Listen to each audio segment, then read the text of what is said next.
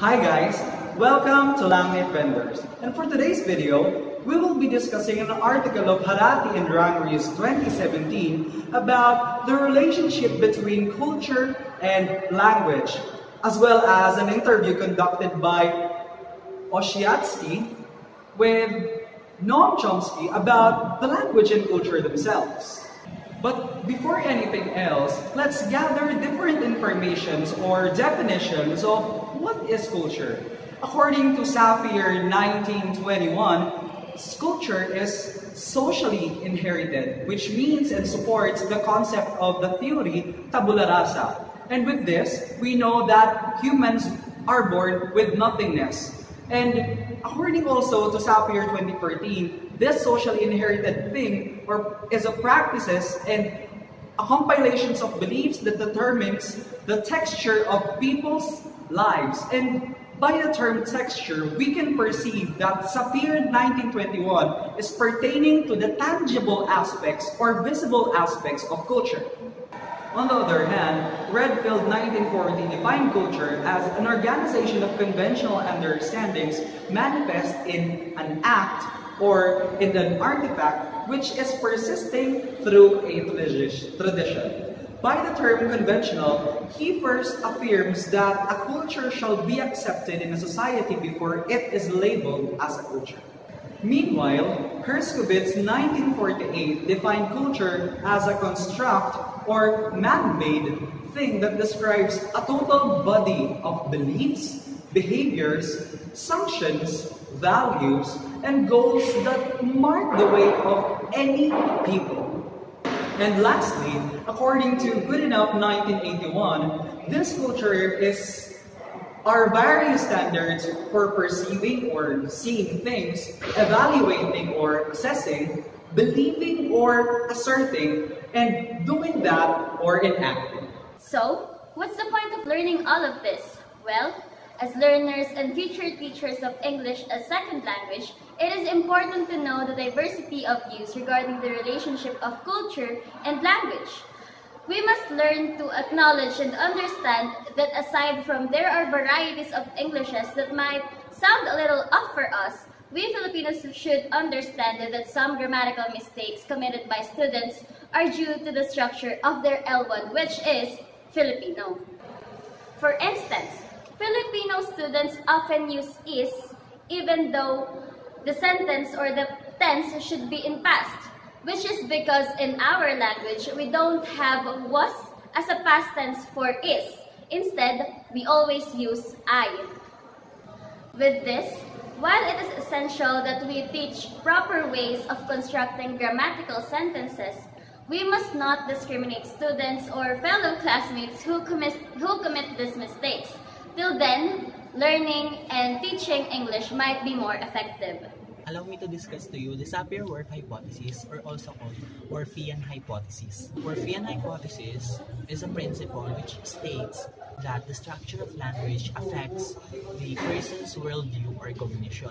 So when we're talking about worldview or cognition, we can tackle also the linguistic relativity and linguistic determinism. So linguistic relativity says that language is different, arbitrary. When we say arbitrary, there is no causal relationship between the meaning and the sign. So what is sign? So sign is the material or the external significance of something, and that the significance of something are, well, the sign. So as what I said a while ago, in linguistic relativity, it says that there is this arbitrariness of the language. So, next is yung linguistic determinism. Using linguistic determinism, it's actually the ability to perceive and think about things. So, with the linguistic relativity, Whorf and Sapir created the principle of linguistic relativity. So, this principle of linguistic relativity is or states that the users of the grammar was pointed out by their grammar itself into or towards different types of observation. So The Sapir-Whorf hypothesis has two parts. Number one is the strong Whorf law, which tells us that language is a prison and providing no escape. No. Prison and providing no escape means that the categorization or categorizing ideas is restricted. For example, is rice. In America, there's only one categorization of a grain that is being eaten, and that is one, rice. Unlike in the Philippines, that I will discuss to you later, the categorization of rice in the Philippines has so many things. Number one, there is bigas, there is kanin, there is denorado, sinandomik, angelica, and many more. So that many categorization of a thing is the weaker Whorf. So weaker Whorf says that unlike the stronger Whorf, in stronger Whorf kasi, it says this language is a prison providing no escape, and there is this restriction when it comes to categorization of ideas. In weaker Whorf, language is a room for providing ways of seeing and letting, and there is this no restriction. So as what I used as an example a while ago, there is so many categorizations of a single idea. That is a manifestation of weaker Whorf in the Philippines. There is criticisms with this Whorfian hypothesis. In Elms, it says that the structure of language determines the way in which speakers of the language view the world, or as a weaker view, the structure does not determine the worldview but is still extremely influential in predisposing speakers of a language towards adopting the worldview. So that's number one criticism.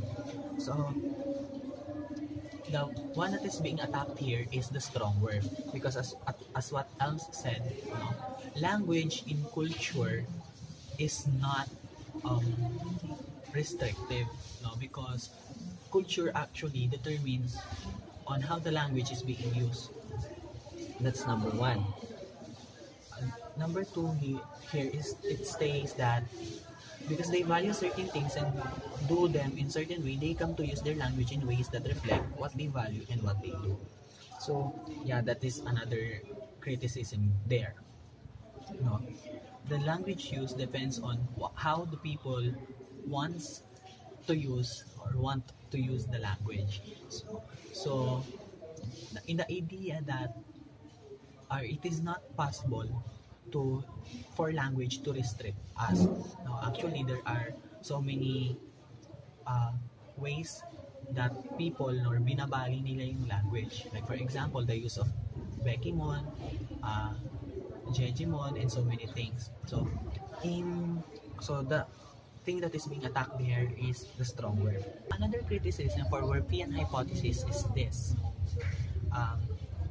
It says here that if language is set to respond to perceptions in a specific way or restricted as what linguistic relativity, linguistic determinism, strong Whorf says, thoughts of those who employ the language would seemingly restricted. However, as what Elm said, when extending this claim to languages that are, for example, structured to reflect the social hierarchy, such as the Japanese and the numerous levels of politeness, the use of whether the language actually controls the thoughts of the user is difficult to confirm.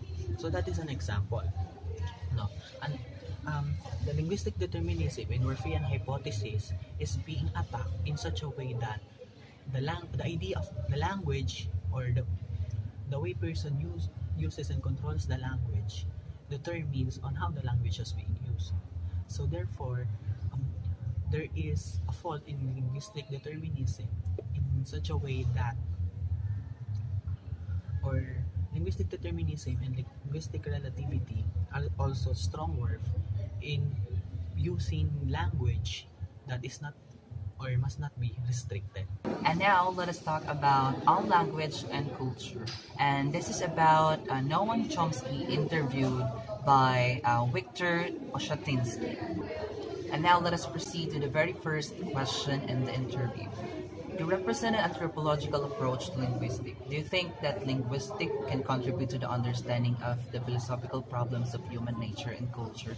And just to sum up the answer of Chomsky, well, definitely, of course, it has a contribution to the understanding of philosophical problems of human nature and culture, because one of the purpose of linguistics is to characterize the feature of human cognitive organization. So definitely, linguistic will help a person to enhance and in organizing his thought, because we all know that as we grow old, we have learned a lot of languages, and by learning linguistic, we will have a right knowledge for us to be able to organize our language or our thought. The next question is, language then is a key to human nature.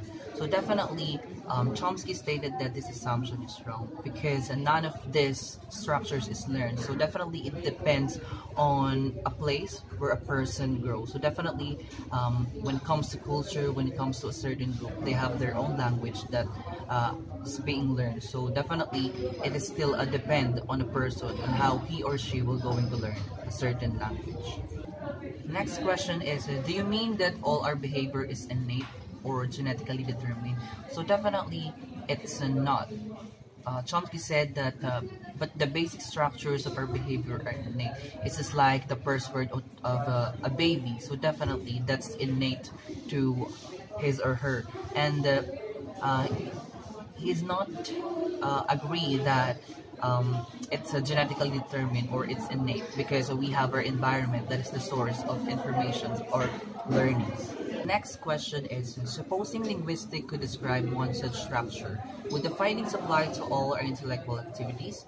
Do we think only in language, or do there exist non-linguistic form of thinking too? So Chomsky said that there are also non-linguistic forms of thinking. So definitely, the example that he had cite for this one is we also think in visual images, and also for that one, that is a good example of non-linguistic forms of thinking aside from language. Next question is, I've read several times that we think in language but feel in a linguistic way. So just to sum up the answer of Chomsky, so definitely it's just like the answer on the question earlier. We also have a visual images that we are created in our mind. So definitely it's just like imagination. So definitely all the things, or not all the things that we are saying is also done by verbal. It is also done by our mind. So it is not just only about language that we can able to speak, but also it is we can feel. And for the next question, you use the expression rational analysis. Do you believe that all our thinking is rational and linear? So, just to sum up the answer of Chomsky, he said that I don't think all thinking is kind of rational in structure, because not all the informations or ideas that we have gathered from different resources are legit or true. Can language be non-rational? And Chomsky said that yes, because those are two dimensions that do not correlate. It is true that language is in the sense of linear, but that is obvious as perceptual space is three-dimensional. Continuation, the interviewer asked that language has an innate biological basis. Its use, however, is social. What do you think of the social functions of language? Is it primarily an instrument of communication? Well, Chomsky stated that communication is actually one use of language and social use, and that there are much more to learn of the uses of languages, but there are not much in the present, and it means that there are much more to learn about the communication, and we can find and seek more answers to this question. The next question is, what in the field of linguistics are the greatest achievements? Chomsky said that the greatest achievement in linguistics is the general and abstract feature of universal grammar, of course, and that the properties of language that reflect biological rather than logical necessity. Next is, do we genetically inherit this knowledge? Chomsky said that we must, since it is prerequisite for acquisition of language according to the universal language. Next is, would knowledge also be helpful in understanding human nature? The answer is, it would, because knowledge by itself is a part of study in human intelligence. And first, it is a central aspect of human nature. Second, it's a good model for studying other human properties. The next question is, do you mean that psychology could benefit from linguistics? Could you explain how? Well, Chomsky didn't directly answer the question, but he only said that there are complex ways of understanding the nature of visual space. The next question is very interesting. The interviewer asked, if our behavior and language are heavily guided by universal principles, why do they differ so much all around the world? Chomsky said that they don't actually differ that much. We just don't pay attention to our similarities, but we focus on what differentiates us. He also said that if there is an extra-human observer here, he'd be struck about the similarities in our language around the world. And the last question is, would this extra-human observer think the same way about our symbols, ideas, needs, and values? Chomsky said that absolutely, and he'd be struck with the uniformity of human societies, but we just have limited capacity to develop knowledge about it.